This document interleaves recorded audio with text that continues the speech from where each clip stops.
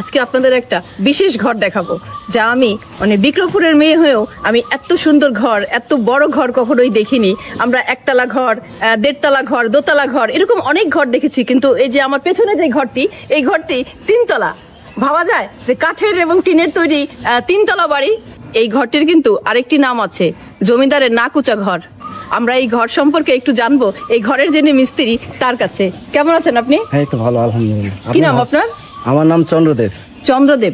আচ্ছা দাদা, আমাদেরকে একটু এই ঘর সম্পর্কে একটু বলবেন, কিভাবে যে এরকম এত বড় একটা বালিশান বাড়ি তৈরি করে ফেললেন, কতদিনে বা কি, আমরা একটু জানবো। আচ্ছা, এটা তৈরি করতে ম্যাক্সিমাম আমাদের 5 থেকে 6 মাস সময় লাগছে। এখনো কাজ কিছু বাকি আছে, আরো ধরেন 15-16 দিন লাগবে কমপ্লিট করতে। আরো 15 থেকে 16 দিন লাগবে, এর মধ্যে একদম পুরো কমপ্লিট হয়ে যাবে? এর মধ্যে পুরো কমপ্লিট হয়ে যাবে। আচ্ছা, কতজন মিস্ত্রি মিলে আপনারা এই কাজটা করছেন? আমরা এখানে কাজ করছি মনে করেন 8 জন, 10 জন, তারপরে 5 জন, আবার অনেক সময়তে দেখা গেছে 3 জন 4 জনও করছে। আচ্ছা, এই ঘরটা কি আপনারা ঘরের হাট থেকে তুলে নিয়ে আসছেন নাকি এইখানেই তৈরি হয়েছে? না না, মূলত ঘরটা নিয়ে আসছি আমি আবির টিম্বার থেকে। আচ্ছা, আবির টিম্বার থেকে এখানে কিনে নিয়ে আসা হয়েছে। এখানে কিনে নিয়ে আসছে এই ঘরের যে মালিক, সে হলো স্বপন মিয়া। আচ্ছা, সে থাকে ঢাকায়। আচ্ছা, এই ঘরে মোট কতগুলো মানে কামরা আছে? এগুলো কামরা আছে আপনার 8টা, মানে 8টা? দোতলায় 4টা, এই নিচতলায় 4টা, হ্যাঁ, দোতলায় আছে 2টা, আর 3 তলায় আছে 2টা, এই 8টা। আচ্ছা, নিচতলায় 4টা, মানে এই যে সামনের দিকে একটু বাড়ানো আমরা দেখছি। হ্যাঁ, এখানে বারান্দা আছে, সামনে 2টা ঘর বেশি আছে। হ্যাঁ, এখানে একটা বেড়া হবে। আচ্ছা, মোট 8টা কামরা, 8টা রুম হবে। আচ্ছা, আমরা দেখলাম যে সবগুলো তালাতেই মানে চারদিকে বারান্দা। হ্যাঁ, চারদিকে বারান্দা আছে। আচ্ছা, কতগুলো জানালা আছে আপনার এখানে? মনে জানালা আছে আছে আপনার 43 জোড়া, মানে 3 তলা মিলে। 3 তলা থেকে 1 তলা পর্যন্ত 43টা জানলা আছে, মানে একটু পুরো যাতে খোলামেলা থাকে এর জন্য। এই কাঠের ঘরের বৈশিষ্ট্যই হচ্ছে মানে খোলামেলা থাকবে এবং অনেক আলো বাতাস থাকবে। আমরা যে উপরেও একটু দেখতে পাচ্ছি, এটা কি 3 তলা নাকি 4 তলা বলবো আমরা? এটা আসলে 3 তলা।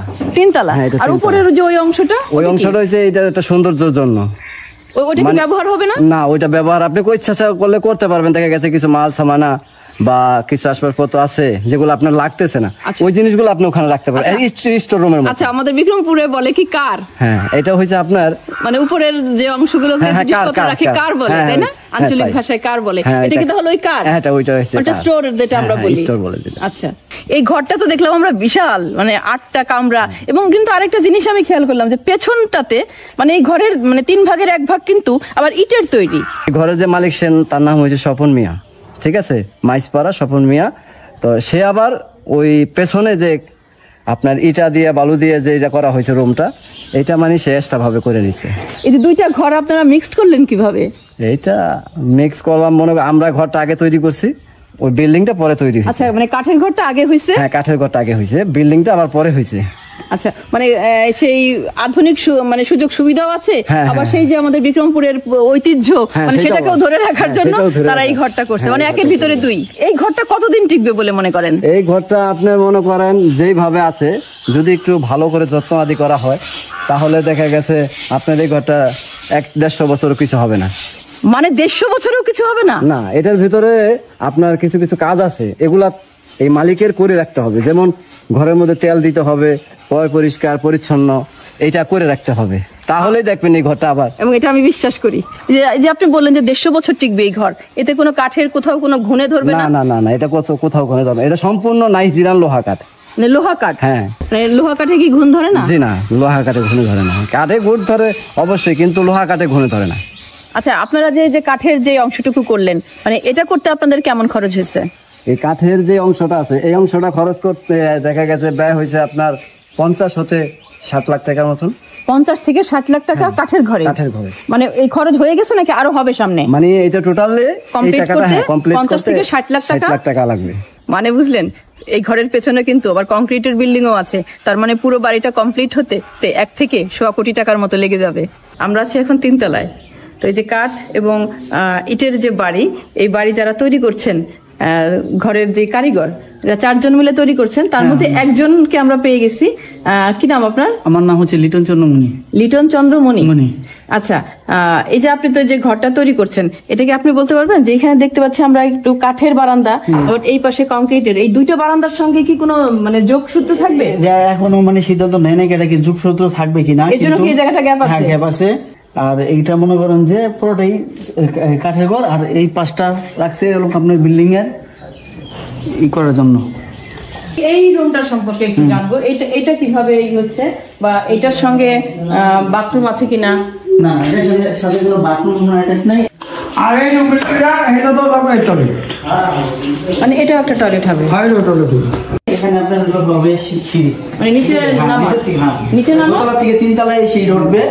আচ্ছা, দোতলা থেকে 3 তলায় সিঁড়ি উঠবে। মানে আমরা আছি এখন 3 তলাতে, দোতলা থেকে 3 তলায় ওঠার সিঁড়িটা এখানে হবে। এখানে আবার ওটা ই হয়, সিঁড়ি ই হবে রাউন্ড করে নইচা দিয়ে এখানে একটা ই করা হবে, যেন কোনো বাচ্চা যেন পড়ে না যায়। আচ্ছা আচ্ছা, মানে কাঠেরই একটা ব্যারিকেড। হ্যাঁ, কাঠেরই একটা ব্যারিকেড থাকবে। আচ্ছা, এই ফ্লোরে মানে কোনো বাথরুম আছে কিনা? না, এই ফ্লোরে এমনি কাঠের ঘরে কোনো বাথরুম নাই, ওই যে বিল্ডিং এ আছে। আচ্ছা, এটার সঙ্গে যে লাগোয়া যে বিল্ডিং এর সঙ্গে আছে বাথরুম না? আচ্ছা, এখানে আমরা দুটো বাথরুমের জায়গা দেখতে পাচ্ছি, এখানে একটা, এখানে একটা, এই পাশে হচ্ছে বারান্দা। আচ্ছা, এই দরজাগুলো খুব সুন্দর করে নকশা করে করা, নিচে একটু ফুল গাছের ডিজাইন করা, উপরে কাঠ দিয়ে কেটে আল্লাহু লেখা আছে। আমরা এখন একটু বারান্দাটায় দেখবো, বারান্দাটা কেমন। ওয়াও, বারান্দাটা ভীষণ সুন্দর, মানে এখান থেকে বাড়ির সমস্ত গাছ গাছালি সব দেখা যাচ্ছে। এদিকে কাঁঠাল গাছে কাঁঠাল ধরে আসছে, আম গাছে আম। আর এই যে পেছনটাতে এই দিকটা দেখা যাচ্ছে বিরাট একটা পুকুর, পুকুরে অনেক পানিও আছে।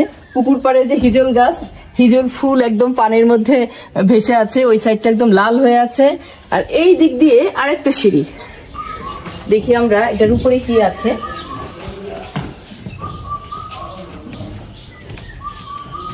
একদম বাড়ির একদম উপরে চলে আসছি, দেখবো এখানটা একটু কেমন। খুব সুন্দর, পুরা টিনের, এই যে আগের দিনে যেমন মাটির যে টালি ছিল ওই নকশা করে করে এখানে যে টিন দেওয়া আছে, দূর থেকে মনে হচ্ছে যে এটা একটা টালির বাড়ি, কিন্তু আসলে এটা রঙিন টিন দিয়ে করা। আচ্ছা লিটন ভাই, এই যে এই টিন গুলো সম্পর্কে একটু বলবেন। আমরা তো আগে দেখতাম যে এরকম টালি থাকতো মাটি দিয়ে, ঘর ঠান্ডা থাকতো, এগুলোতে কি সেই রকম কাজ করবে? হ্যাঁ, এগুলাতে ঠান্ডা কাজই করবে। আর এগুলা মনে করেন যে সীসা ভাগটা অনেকটা বেশি, 50-60 বছরের জং দেওয়ার মতো কোনো ই নাই। মানে 50 থেকে 60 বছরেও কোনো জং ধরবে না? জং ধরবে না, এই টিন খুবই ভালো। গরম, এটা কি গরম ওই টিনের মতো আমাদের যে স্বাভাবিক যে টিনগুলো আছে ওই টিনের মতো অতটা গরম লাগবে না। টিনের নিচে কি কিছু দেওয়া আছে? না, টিনের নিচে এটা কিছু দেওয়া নাই, কিন্তু এমনি উপরে আবার ইয়ে আছে, আপনার পাটাতন আছে। সিলিংটা কি দিয়ে করা? এটা লোহা কাঠ দিয়ে করা, কাঠের কাঠেরই সিলিং। যদি আপনার ওই নিচের ভিডিওটা যদি পাকা না হয়ে যদি কাঠের পাটাতন হইতো তাহলে হয়তো আপনার 4 ছিট পাটাতন। এইটা পুরোটা ছাদ থাকবে? হ্যাঁ, পুরোটা ছাদ থাকবে। এই যে দেখেন, এই পাশটা হচ্ছে মানে ইটের বাড়ি, আর এটা হচ্ছে কাঠের এবং টিনের, দুইটাকে ওনারা একসাথে করে করছে, যাতে মানে আধুনিক সমস্ত সুযোগ সুবিধাও পায় পাকা বাড়ি থেকে।